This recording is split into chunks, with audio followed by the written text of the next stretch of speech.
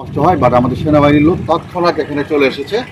এখানে পানি উন্নয়ন বোর্ড, এলাকাবাসী সবার সাথে কাঁধে কাঁধ মিলিয়ে একসাথে কাজ করে এই যে একটা বাঁধ ভেঙে গেল, একটা টেম্পোরারি রিপেয়ারমেন্ট যেটা করা দরকার সেটা আমরা এখানে করেছি।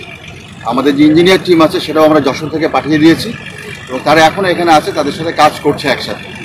তো এটা আমি যেটা ফিল করি যে এটা একটা পার্মানেন্ট সলিউশন দরকার। আমি আশা রাখি যে পানি উন্নয়ন বোর্ড, লোকাল প্রশাসন, সিভিল প্রশাসন সবাই মিলে একটা উদ্যোগ নেবে। সেই উদ্যোগের মাধ্যমে এটাকে পার্মানেন্ট একটা সলিউশন করা যেতে পারে। যদি সেনাবাহিনীকে রিকোয়েস্ট করা হয় এই কাজে পার্মানেন্টলি জয়েন করার জন্য, আমি শিওর যে আমাদের সেনা সদস্য সেটা কনসিডার করবে এবং ইনশাল্লাহ সেটা করবে। কারণ আমরা সবসময় মানুষের পাশে আছি, আমাদের কোনো ঈদ নাই, ছুটি নাই, আমরা 24/7 আমরা মানুষের জন্য ডিপ্লয়েড।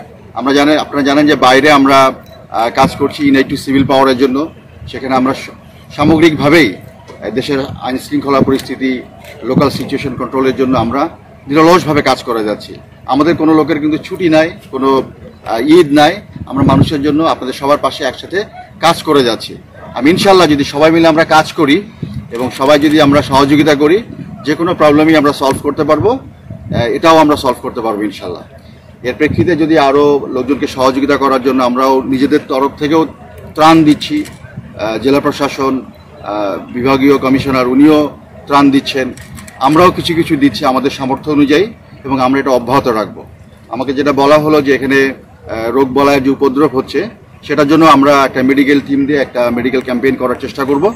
আমি সেনা সদরের অনুমতি নিয়েই সেটা অচিরেই করার চিন্তাভাবনা করছি ইনশাআল্লাহ। সবাই ভালো থাকেন, থ্যাংক ইউ।